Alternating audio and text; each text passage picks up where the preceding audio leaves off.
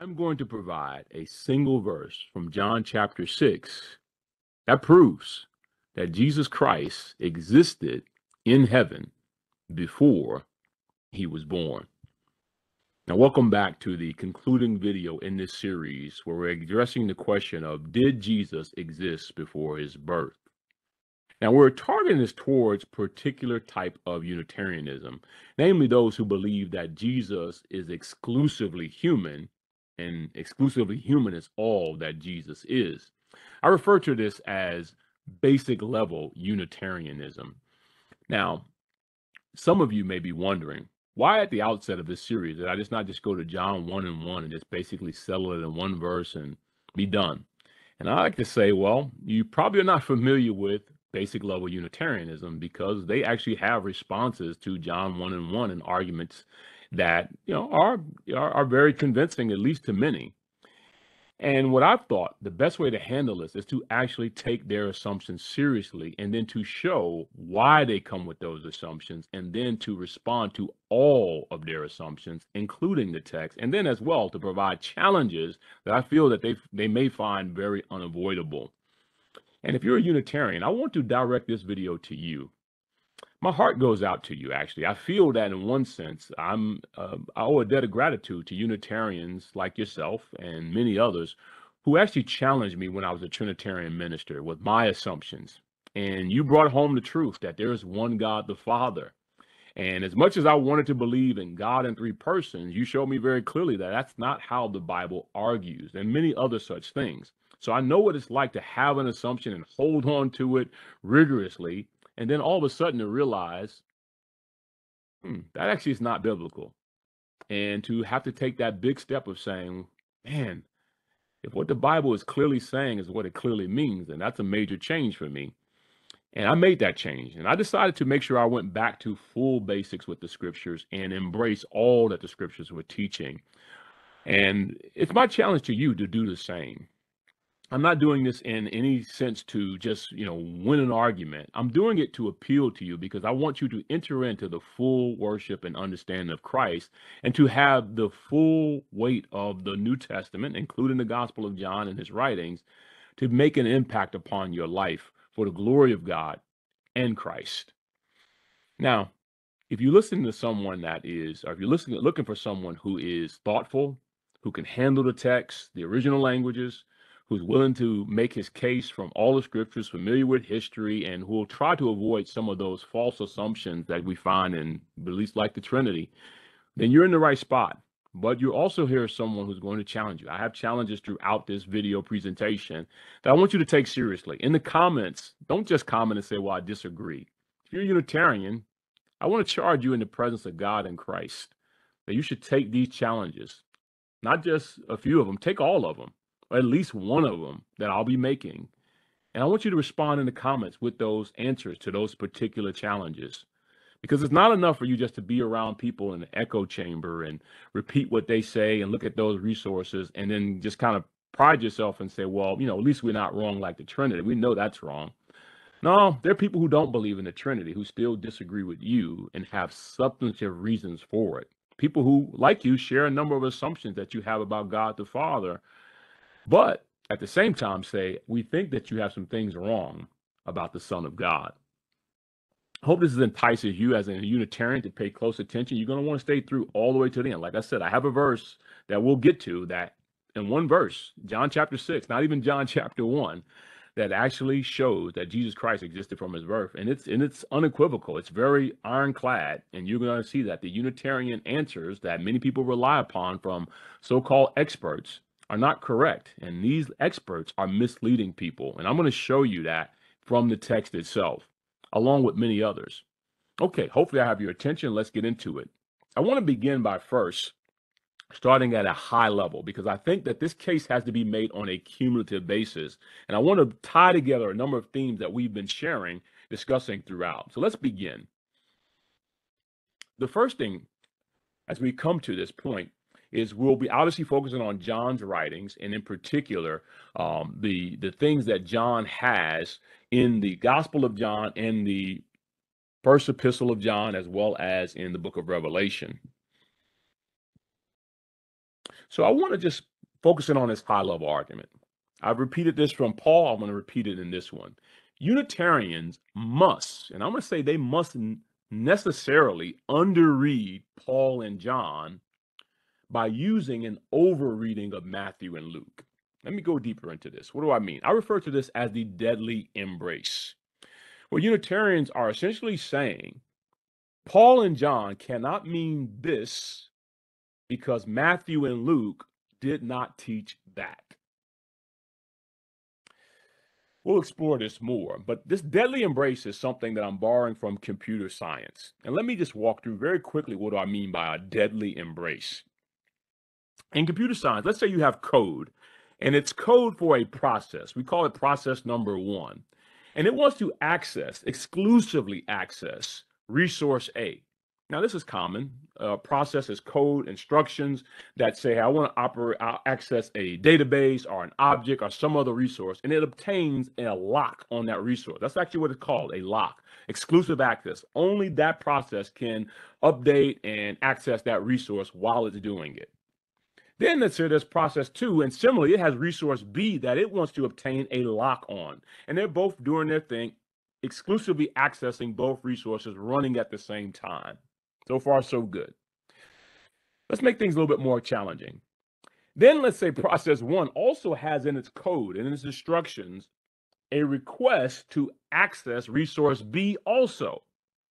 Now that's interesting, but it's still not a problem because it has to wait.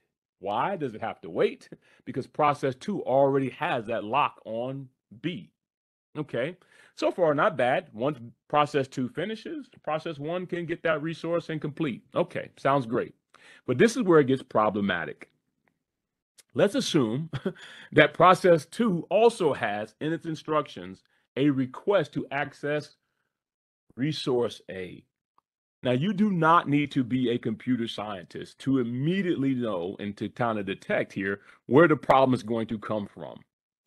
The problem is if they were both just accessing those resources independently on their own, separate resources, no problem. And even if process 1 wanted the resource that process 2 had, it would just have to wait. The problem becomes when they are waiting on each other. And what they're essentially saying is, hey, I'll release my lock on resource A once I get resource B. And the other one says, no. I'll release my lock on resource B once you give me resource A. And if it's coded this way, this results in what is known as a deadlock in computer science. You maybe even have seen that word before. It's deadlock. And it's actually referred to in the literature as a deadly embrace. Okay, now this is not the Black Panther movie symbol, but this is a deadly embrace where one process is waiting on the other while it's holding a resource that the other process is waiting on. And so they're both holding each other and it's not resolvable. In fact, you may be surprised to learn this, that there is no resolution for this outside of reprogramming either one or both processes. Now, some people try to get around this by just rebooting the system and hoping that they don't run at the same time, but you'll eventually have that lock occur. And if you've been on a computer long enough, you probably have found a case where things come to a halt. Not just slow down, but there's a lock and it just goes on and never stops. Likely, very likely, 99% of the time is due to a deadlock coded like this. And the only solution is to recode. Okay. Now, you're going to say to me, okay, Mario, that was interesting. I understand now a deadlock.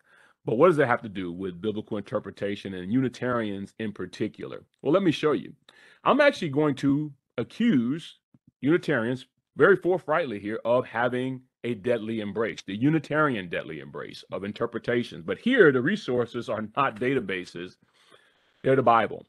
I believe that they have interpretation number 1 of Matthew and Luke. And they basically say, this is what Matthew and Luke means, but it's an overread. And they put a lock on that. Very ironically, I think their reading of Matthew and Luke really comes down in some cases to one verse, 118, where they actually say that that's the genesis of Jesus. That's Jesus' ultimate origin and beginning, not his birth. Or they do say it's his birth, but his birth is his ultimate origin and beginning. And that's their read on the entire books of Matthew and Luke, and they overread those books to say Jesus could not have existed before his birth. He was not this transcendent one who came into the world. The problem becomes is they also have an interpretation of Paul and John. And what they do there is they actually underread Paul and John. When we have actual passages that teach, like we saw in Paul, that Jesus existed in the form of God and he did multiple things before taking on the form of a servant, being made in the likeness of men, they read those and they say, no, that's not what it means. They underread that clear, plain language. Now, the problem occurs is that when you go to them and say, hey, Matthew and Luke don't teach that, and they say, you said there's other passages that do, and they say, no, there are no passages in the Bible that teach that Jesus existed before his birth. And you say, what? What about Paul and John? And what they do is they say, well, when we go to Paul and John, we know that they can't mean that because this is what they mean. And they underread those interpretations of Paul and John. And we say, what? And they say, then they add to that. They say, well, we know Paul and John don't mean what you think they mean because we know Matthew and Luke only mean this. So what you have from them is a deadly embrace. This is a case where, quite simply, one interpretation, one poor, faulty, flawed interpretation of one passage is holding the other. And as a result of that, you have a Unitarian deadlock. And they just won't change.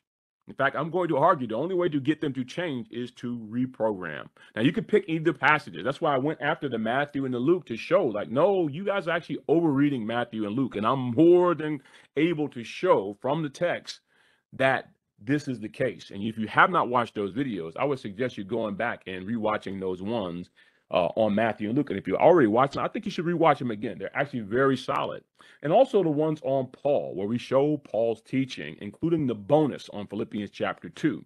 But now we're going into John, which is also the same case here, where you have a deadlock. And you're going to find strange and what I want to call forced interpretations that do not work. So let me just break this down. The deadly embrace for Unitarians is this. They say Paul and John cannot mean this because Matthew and Luke did not teach that.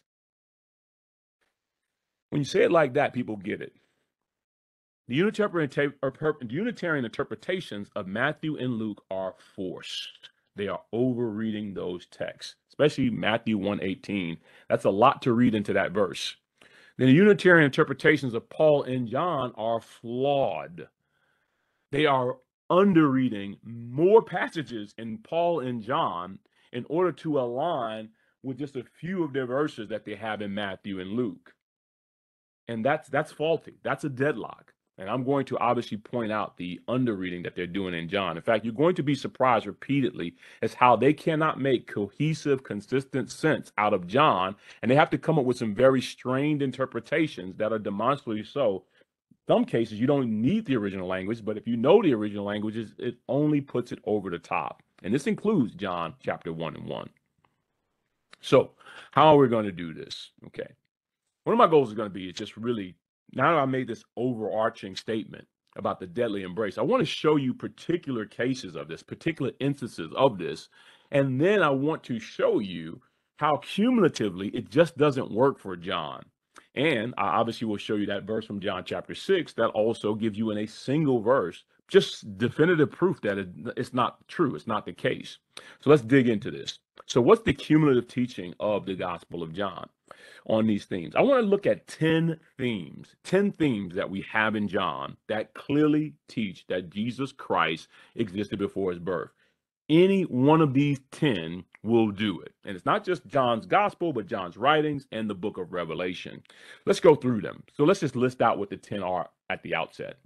The first one that we have, Jesus descended from heaven. Next, we have he came down from above. Then we have he came into the world. And then we have he exclusively has seen the Father. Next, he came forth from the Father. Then we have he was with the God in the beginning. That's intentional, definite article there. I want to hit that point of the definitive God. Jesus was with the definitive God. And he was made manifest by God. We also have that he was, that is the I am, before other men existed. And then we have he was the Word, God's agent of creation. And for the 10th one, I'm actually going to give you a bonus. You have to stay till the end to see what that bonus is. It will be from the book of Revelation, which is also one of John's writings. And we will see how, even in the book of Revelation, we have proof that Jesus Christ existed before his birth. Now, one of the things I will repeatedly make in each one of these points that makes this powerful, any one of these 10 is powerful, and you'll see there are multiple verses that we'll have to make this point. But what is amazing is this, is that John ties all of these together. Now, he'll take one theme and tie it to another with the parallel language. He'll use them synonymously in the same passage. Or he'll say it in one chapter here, and then he'll say it in another chapter here. And you can see from the language, it's referring to the same truths. And he ties these together. In fact, you will see throughout this entire video how all of these are tied back to each other, some cases in the same passage and others in adjacent passages. You will see how John is bringing this all together. This makes the problem much more challenging for Unitarians, basic level Unitarians, because now, not only do you have to deal with that one isolated text, you're going to see that when they have a distorted interpretation, a forced or a flawed interpretation of John, it's like a thread, and you start to pull the whole fabric apart because all of these things are intertwined, and that makes the case even more compelling. Let's get deeper into this.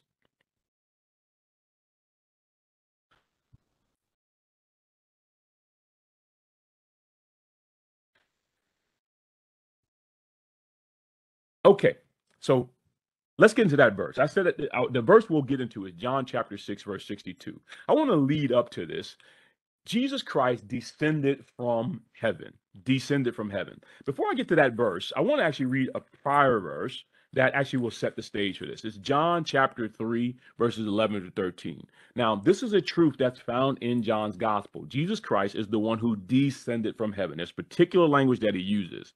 In John chapter 3, verse 11, this is what it says. Now, this is the engagement that Jesus has with Nicodemus, and he's talking about the being born from above, being born from heaven. And Nicodemus doesn't understand it.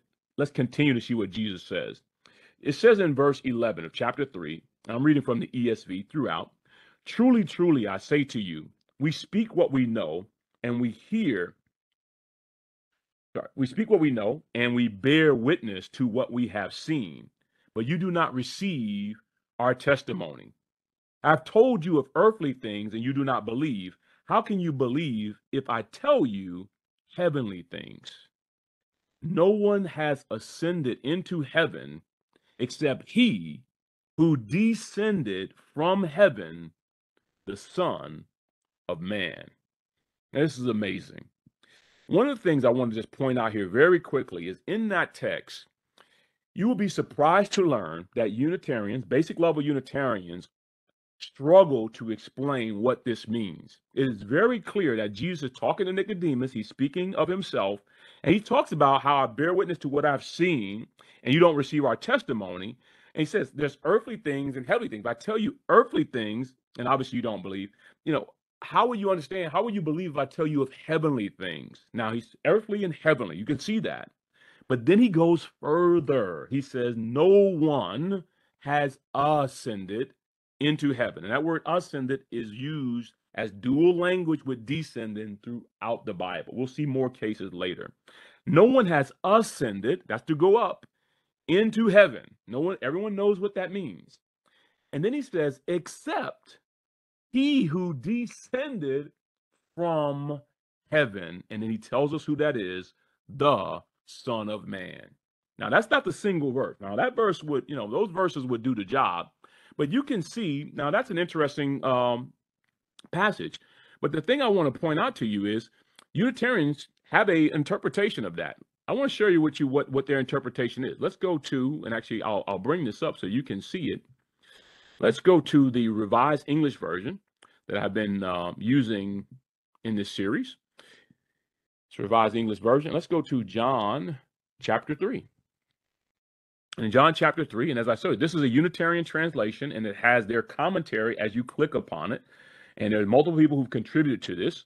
And when you go to this is what it says. So they have a nice translation. And no one has gone up to heaven, but he who came down from heaven, the Son of Man who is in heaven. Okay. Now, when you read this, they go in and they say, okay, they talk about the no one first, but then they go in and they have to write obviously quite a bit on him descending from heaven, who came down. That's the word descending. And the way they get around it is they actually quote from James chapter 1, verse 17, where James says, every good gift is from above and comes down from God, the Father of lights. And they said right there, Jesus is God's plan. That's what they actually said it. They says Christ was God's plan. And then God directly fathered Jesus, right? When they say Jesus came down, what they're saying is, and they say it right here, that God is the source of Jesus Christ, which he was. He was God's source, right? And actually, I actually believe that God is the source of Christ, or Christ comes from the Father. But what's interesting is when they say he came down, they say, well, he was God's plan.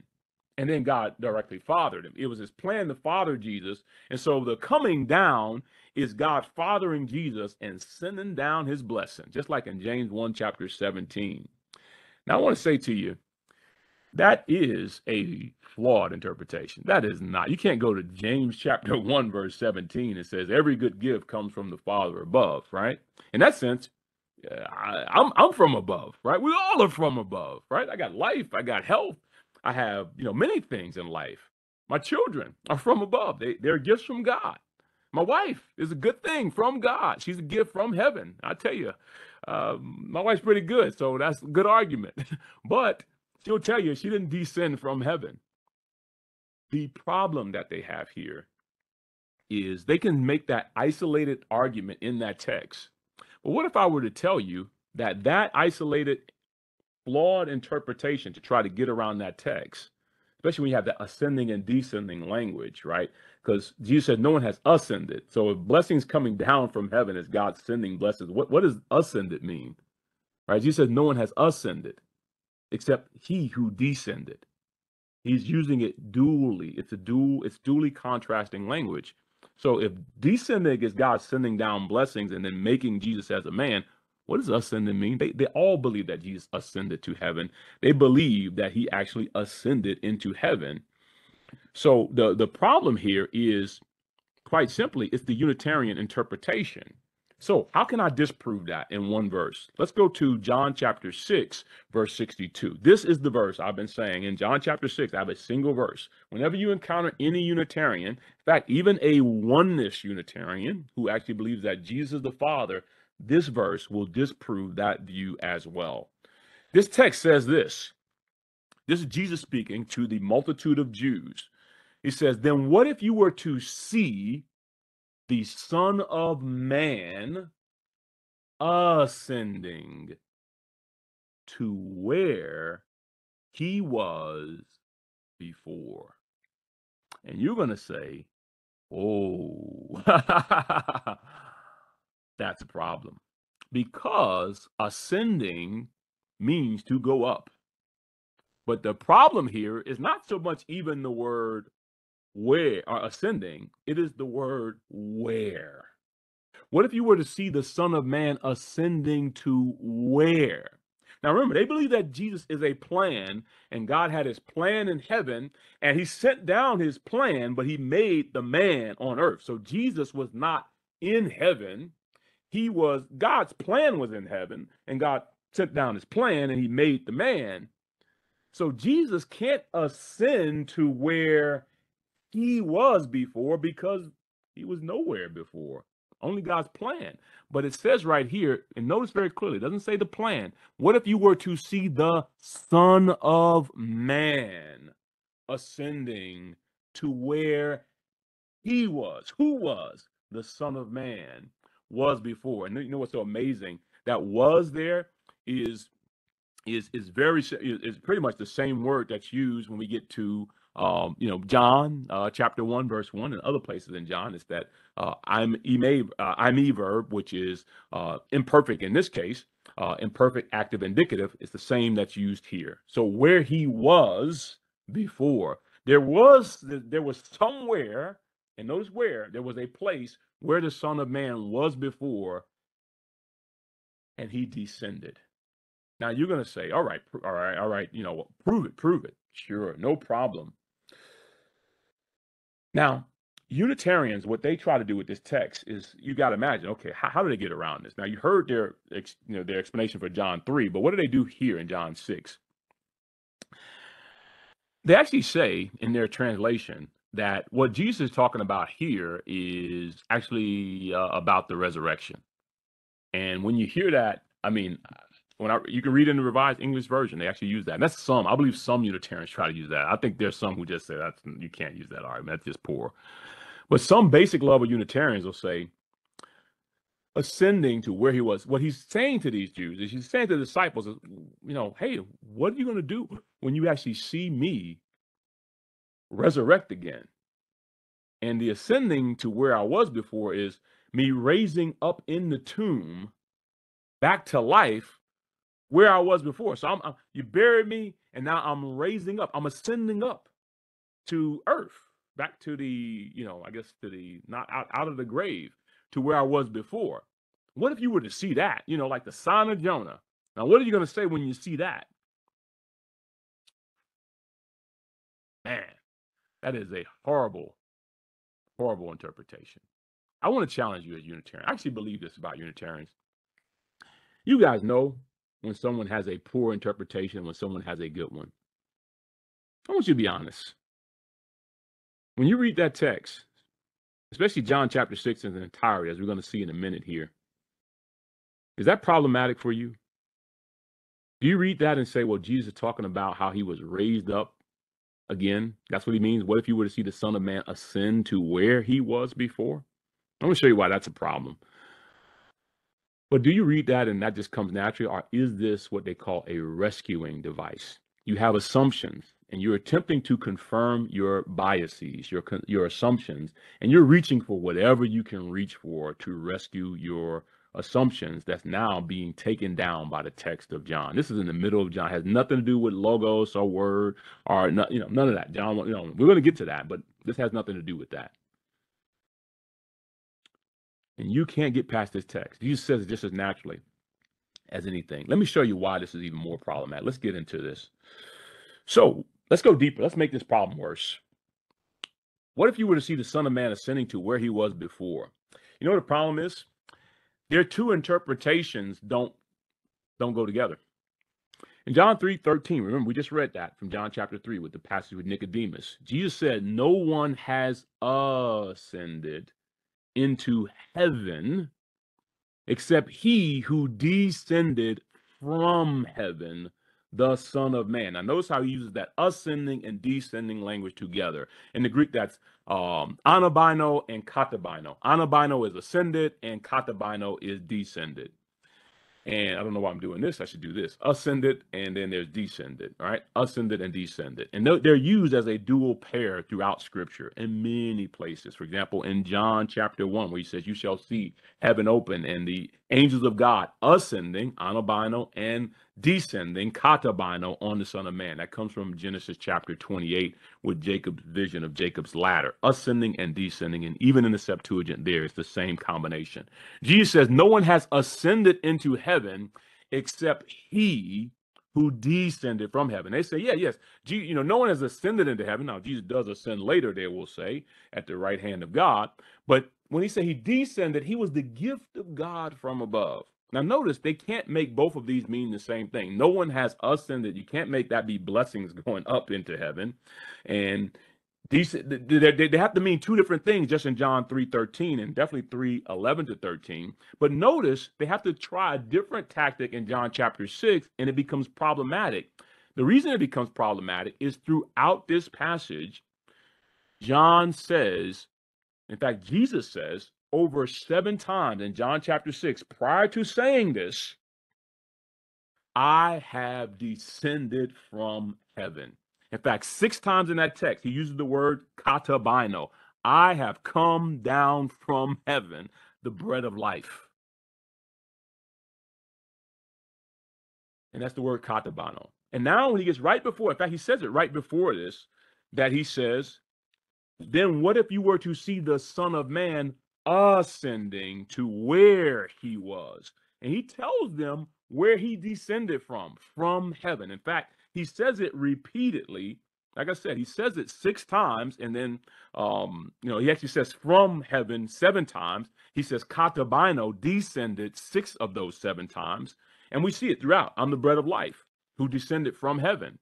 And he actually, even just so you know, he takes that figurative statement of bread of life and he applies it to himself, right? As a human being, right? He doesn't just say, I'm the bread of life and that concept. He actually applies it to himself as the one who came. Like in verse 33 of chapter 6, he says, for the bread of God is he who comes down, that's descends, katabino, from heaven and gives life to the world. Okay, and you even find the Jew says, wait, how we know his father, we know Jesus, he's the son of Joseph, whose father and mother we know. How does he now say, I have come down, katabino, from heaven? Well, it's all like all blessings. Isn't that right, James? No, it's not right. Jesus is saying here, and he says it right up to chapter 6, verse 62. So this leads us to our first challenge, Unitarian challenge number 1. I want to know, where does the word for ascended, anabino, mean raised in the tomb? Because remember, Jesus wasn't actually put down into the ground and buried like modern people are buried. He was actually placed in a tomb, a cave with a stone rolled in front of it. And when he raised up, his body stayed where it was. They placed his body, like they say, come see, like the angel said, come see where they laid him, right? I want to know, where does that word anabino ever mean? Raised in a tomb, raised up in resurrection. In fact, where does Jesus even talk about his resurrection, his being raised in John chapter 6? This is an entire discourse that he's having with the multitude of Jews. And it's a very intense one, very famous one, the bread of life discourse. I want to see, where is that? Does he talk about his resurrection in John chapter 6? Or do you just parachute that into the text to rescue your flawed interpretation? And why did Jesus say 6 times just before John 6:62 that he descended, he katabino, from heaven in John chapter 6? If he did not katabino from heaven, okay?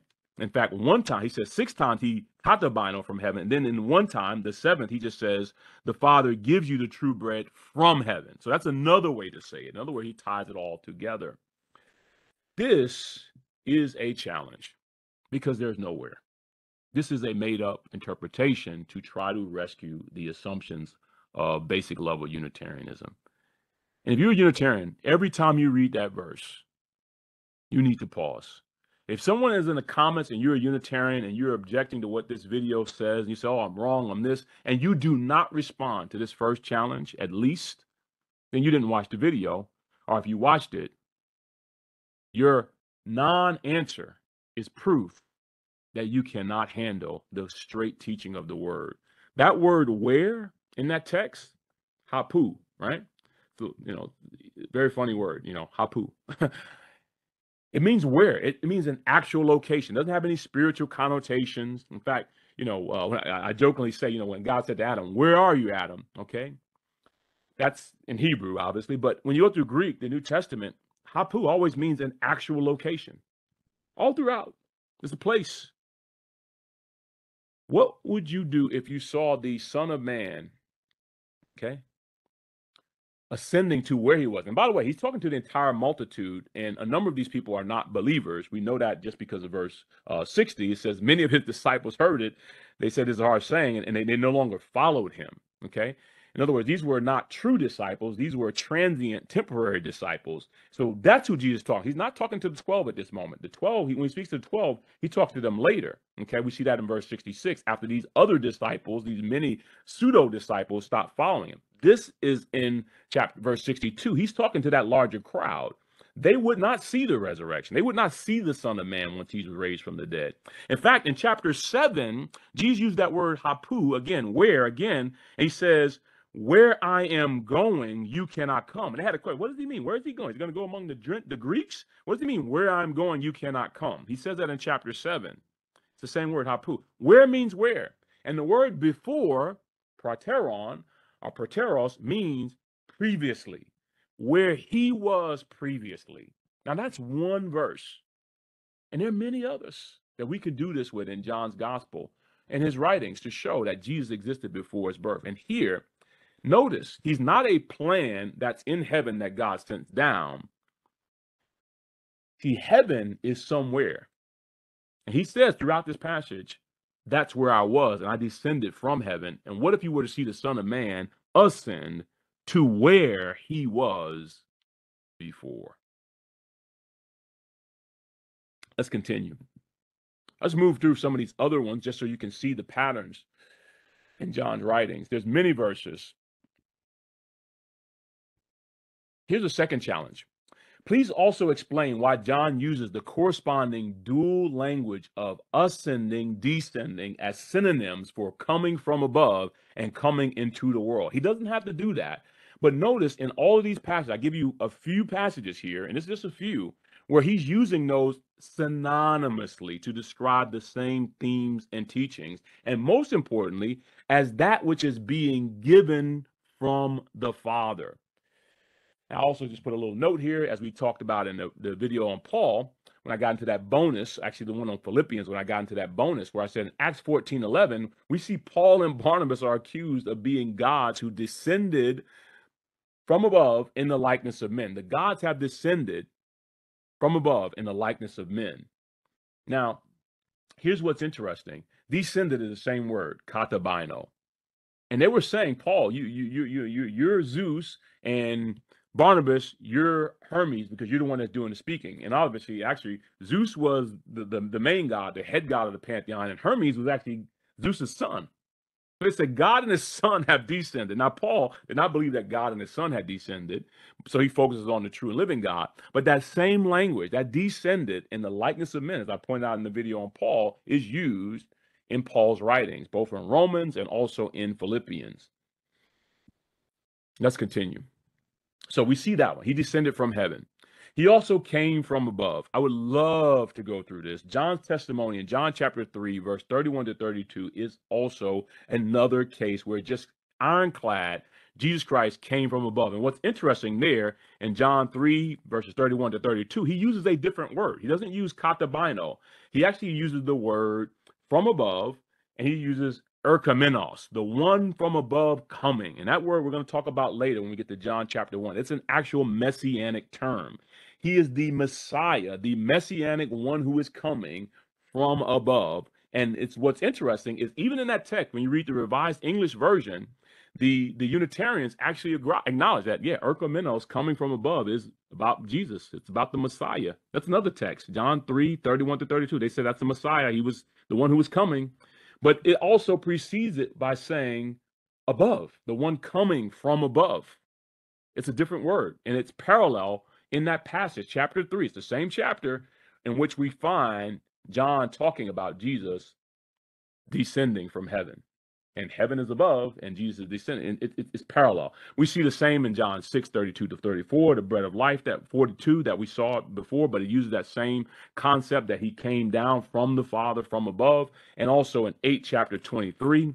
I'll just read this one. It's a great verse. It makes the same point. Jesus said to them, you are from below, okay? And by the way, that's not from, the pits of the earth, right? As some try to imply, some ancient writers try to imply, but actually you are from the earth. How do we know? He's going to say it. He says, you are from below. I am from above. You are of this world. That's below. I am not of this world, right? And he goes on, and he basically talks about them and their father, right? The point I want to make actually doesn't say that about the Father in this point, in this particular verse, but the point that he's making is, I'm from above, you're from below. And like Jesus told Nicodemus, I've spoken to you things, earthly things, and you haven't received. What if I tell you heavenly things? No one's ascended into heaven except the Son of Man who descended from heaven. Okay? Now, Jesus is from above. There you go. Let's keep going. He came into the world. There are multiple passages that talk about this. I would love to go through all of these and just kind of show you the intricacy of what's at stake here. I think that the John 16:28, I'll read that one because it's a very powerful one where Jesus, and we'll see how it ties into other things that Jesus says, but John 16, verse 28, Jesus says, I came from the Father and have come into the world. And now I am leaving the world and going to the Father. You hear that round trip. It's not ascending, descending language, but it's synonymous with it. I came from the Father and have come into the world. And now I'm leaving the world and going to the Father. Now you can see how this ties together. And also, John says the same thing in 18, verse 37, where Jesus actually testifies before Pilate that I came into the world to bear witness to the truth. And for this reason, I was born. So we know it is associated with him being born. And I would argue also when you get to John 12, verse 46, you have another strong text that actually makes this point that Christ Jesus came into the world. In fact, I'll go ahead and read that one. It says, I have come into the world as light, so that whoever believes in me may not remain in darkness. Now, that'll be important later. We'll see when we get to John 1. But notice how it's tied together. Here's one that's very destructive to their views. Jesus exclusively has seen the Father. Now, they could try to make this conceptual and notional and say, hey, he was with the Father as a plan. They keep saying that plan. But plans are not in a place where they can ascend to back to where they were. Plans are not in a place. God's plans don't descend from heaven from a place. Plans don't come from a place. But more importantly, plans don't see. Plans are not eyewitnesses. And here, Jesus says very clearly in chapter 3, 6, and 8, I've seen God. In fact, let's think about that verse in chapter 3, verse 11 to 13. No one, and he's essentially saying no one has ascended into heaven except the Son of Man who descended. And he adds into that particular passage that I'm testifying to what I have both seen and heard, right? Right? We bear witness to what we have seen. He's an eyewitness. Now let's make this stronger. John even says in John the Baptist or John the Apostle, he says, when he says of Jesus, he says he bears witness to what he has seen and heard, yet no one receives his testimony. Very similar to what he said to Nicodemus in 3:11.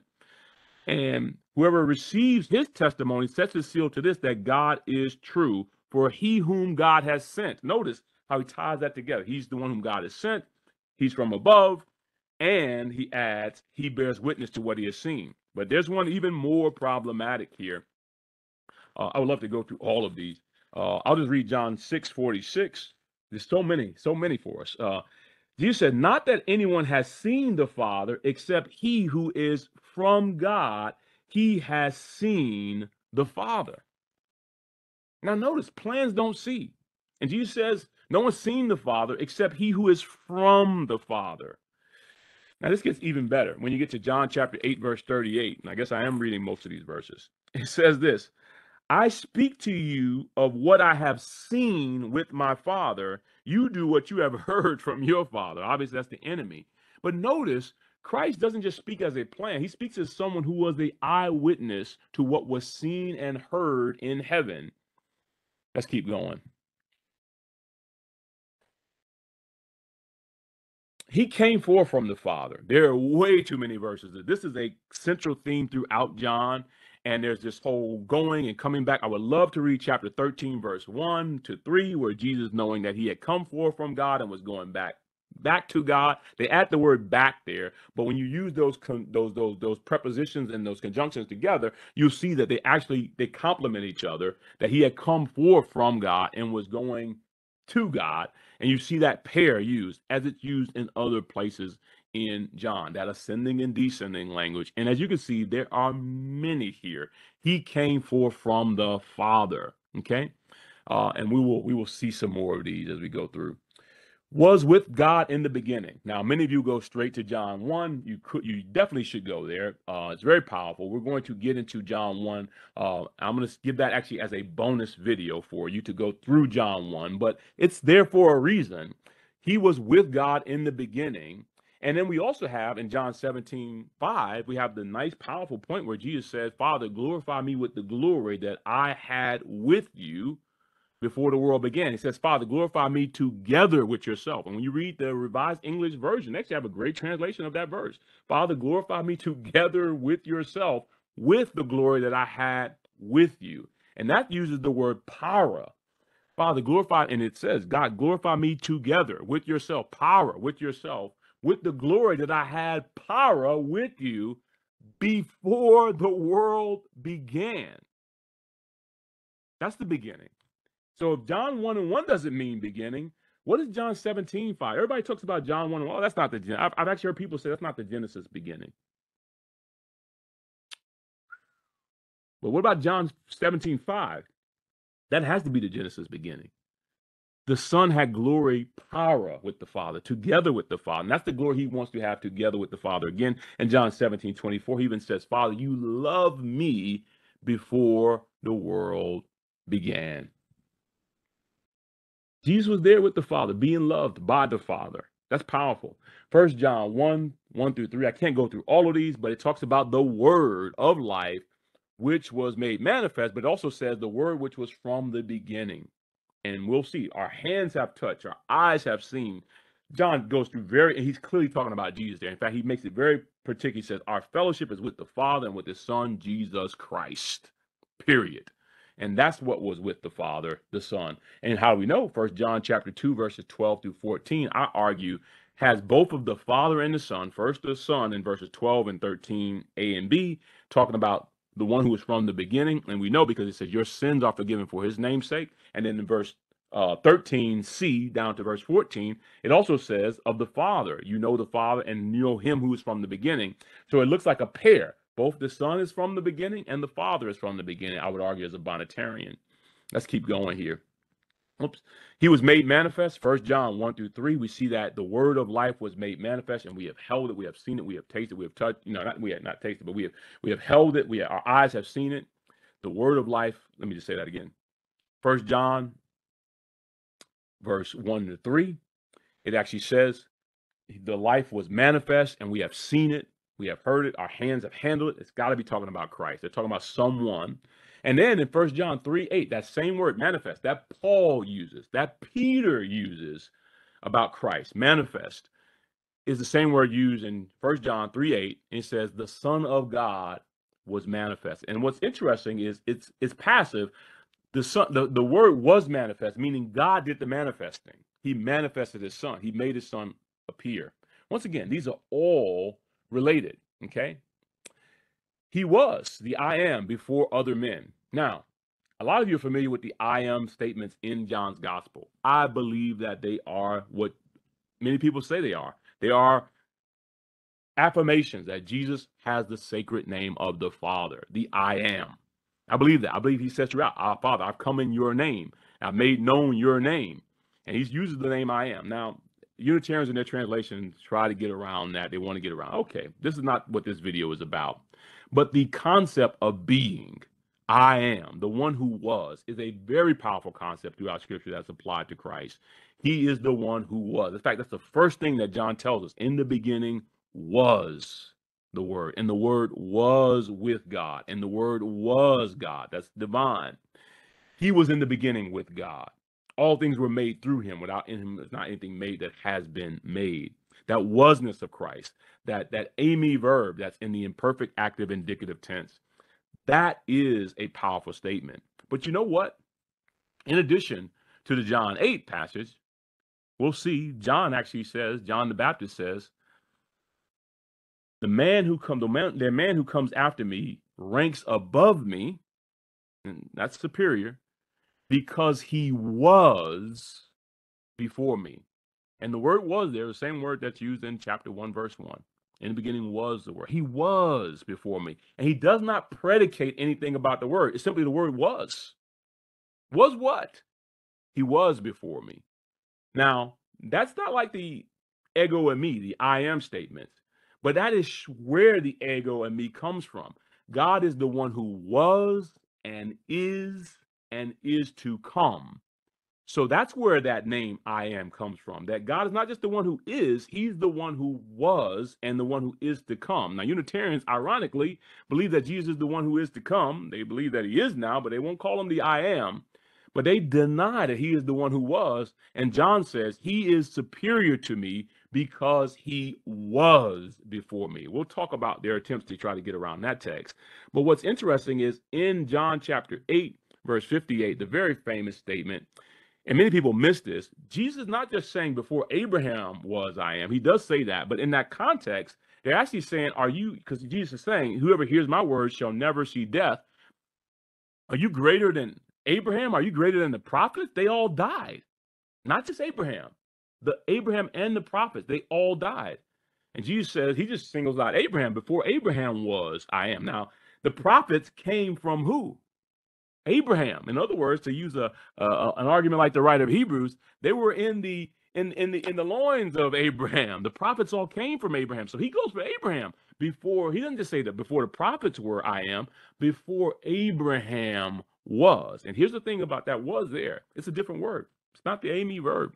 It's not the imperfect active indicative like we have John say of Jesus in John chapter 1 or in John chapter 1 verse 1. No, it's genomai.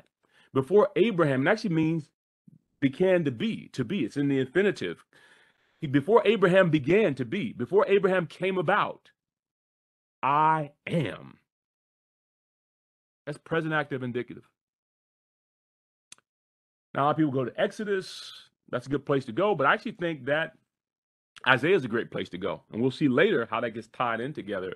Isaiah, a number of places in Isaiah, Isaiah 41 verse 4, 43 verse 10, 48 verse 12, where actually God uses that of himself. He says, I am, and I am the first and the last. Now, this is powerful. Jesus, when he says that ego of me, I am, he's talking about existence. Before Abraham was. You guys say, I'm not yet 50 years old. Before Abraham was, I am. Now, the Unitarians say, well, you know, what he's saying there is he was a plan. And Abraham heard that plan before Jesus. He's got a problem. Because was Abraham a plan? I mean, weren't they the same plan? Before Abraham came to be, that's real existence. Get on my. I was a plan. Before the prophets came to be, I was a plan. Or is the argument, you hear my word, you will have life and never die, because are you greater than Abraham? Are you greater than the prophets? It's kind of tying back to John's argument. He's greater than them. He's above them because why? He was before them. Before Abraham came to be, I am. And that's powerful. And that's the type of argument that his father uses in Isaiah chapter 48, verse 12. Let's keep going. There's more to show, more to say.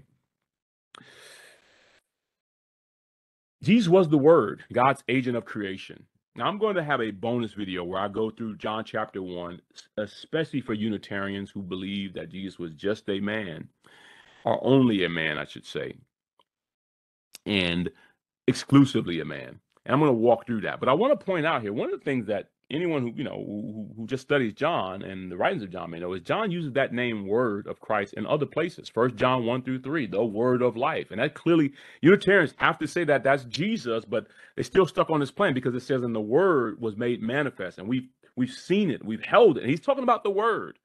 But more problematic in Revelation 19:13, we're told very explicitly that that's Jesus' name. And when you read the Revised English Version, they don't even mention the fact that that's Jesus' name, that he's the Word. They just, you know, somehow I guess expect us not to notice that they're not mentioning that Revelation 19:13 says that he's the Word, and John wrote all three of these. In other words, in John's gospel, John's letter, and even in the apocalyptic vision that he has of Jesus, Jesus is identified as the Word, the Logos. It's the same word. So anytime you hear a Unitarian claim that Jesus is never identified as the Logos, point to all three of those passages and say, please explain to me what is different in these passages that makes Jesus not the Logos in Revelation, in John 1 and 1, but he is the Logos. He's named the Logos, and it's actually the name written on him in Revelation 19, verse 13. Can't do it. What's the bonus? Well, first of all, John ties all of these together, as I've been saying. But what's the bonus here? The bonus is from Revelation. And what I want to show you here is that in Revelation chapter 22, verse 12 through 13, because I said, I can't just do these writings of John and not point out the book of Revelation, just one verse here in 19:13. What else does he say? Well, he actually calls Jesus the Alpha and the Omega, the first and the last, the beginning and the ending. This is amazing because in Revelation 22, 12 through 13, it is very clearly that it is about Jesus. There's no if, no ands, no buts. It's coming to the end of the Bible. And you got to say, many people believe this is one of the last books written, if not the last book. And what it has in this book is a warning. Don't add to the teaching of God. Don't add to the prophecy of God. But this prophecy, this is in the prophecy. Jesus, it says in verse 12, I am coming soon. And they believe that when that's Jesus said, I'm coming soon, he's coming from heaven, bringing my recompense with me to repay each one for what he has done. Now, ironically, that's language that's used by God in Isaiah chapter 62, verse 11. But that's not going to be my point. That's used by the I am. But what's interesting in verse 13, he says, I am the Alpha and the Omega, the first and the last, the beginning and the end. Now, that I am there is the ego in me. But what you may not know is that God uses this of himself in Revelation 21, verse 6, in the preceding chapter. And they believe that this is God Almighty. It says this in verse 21, verse 6. It says, God says, and he said to me, it is done. I am the Alpha and the Omega, the beginning and the end. Now, it's powerful. Jesus is the Alpha and the Omega, the beginning and the end, the first and the last. And my question simply is, when God says he's the Alpha and Omega, the beginning and the end, the first and the last, is he just the beginning of the new kingdom, new heaven, new earth? Or is he the beginning of all things, the Alpha and Omega of all things, unqualified? And if you say that, what about Jesus when he uses the exact same expressions? In fact, when we go to Isaiah 48 and we see that ego e me there, you know what's interesting? The ego and me that's used in Isaiah 48, the I am statement there, it's a true I am, right in the text, same as in John chapter 8, verse 58. What's interesting in that statement, Isaiah 48, what God says is, he actually calls himself this title, and he says the following. He says, listen to me, O Jacob and Israel, whom I called. I am he, that's ego and me. I am the first and I am the last. My hand laid the foundation of the earth, and my right hand spread out the heavens. When I call to them, they stand forth. Now, what's interesting here is that I am, and that first and last, beginning and end, means that God is the one who founded the earth. His hand laid the foundation of the earth. Jesus says, I am the Alpha and the Omega, the first and the last, the beginning and the end. Now, Unitarians in their translation actually acknowledge that Jesus and God are both called the Alpha and the Omega, but they just said we just don't know what it means. However, we do know what it means. It means he's the first and the last, the beginning and end, just like God says in Revelation 21, verse 6. The challenge is they're showing their inconsistency because they'll apply it to God in the exact same book, just a chapter earlier. And they'll go to Isaiah 48, says, yeah, okay, he's the first and last, the beginning and end. He's the Alpha and Omega. His hands laid the foundations of the world. But when Jesus says, I'm the I am, and we say, well, wait a minute. Well, John never teaches that Jesus made the world. And we want to say, yes, he does.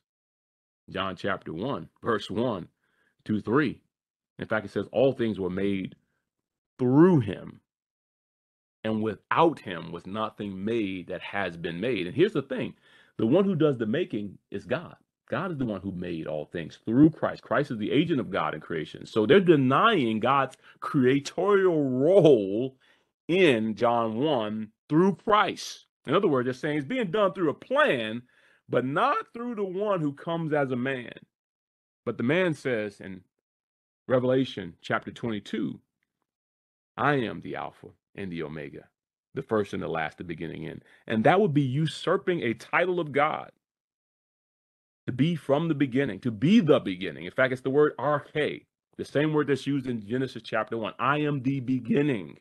And that's the same word that is used by God in Revelation 22, 21 and used by Jesus in Revelation 22. I am the beginning. You guys who are Unitarians want to say that Jesus' Genesis was in Matthew 1:18. Jesus says, no, I am the arche. I am the beginning. And I am the first. I am the Alpha and the Omega. And those cannot be gotten around.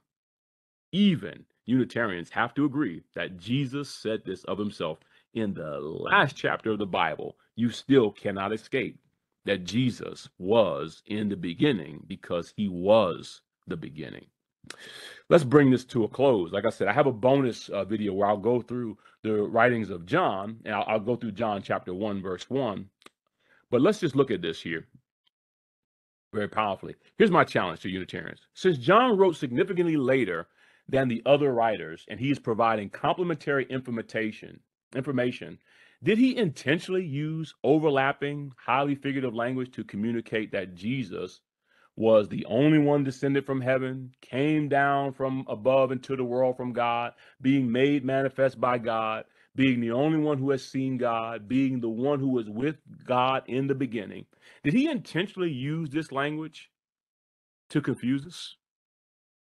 Because it's all there. It's overlapping. It's intertwined.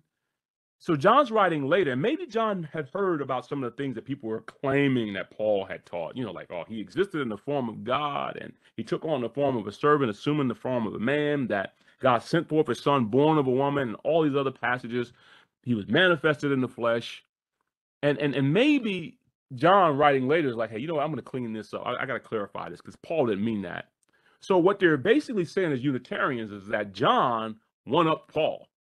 And in his gospel, he uses even more language, more figurative language, overlapping, and he makes it more confusing. That's how you got to view. You have to, as a Unitarian, I've thought about this often. If you're a basic level Unitarian, you have to actually believe that John is just unnecessarily confusing, because he knew that Jesus was just exclusively human, and yet he added all this language that has the indications that Jesus descended from heaven, came from the Father from above, that he even asked the hypothetical, what if you were to see the Son of Man ascend to where he was?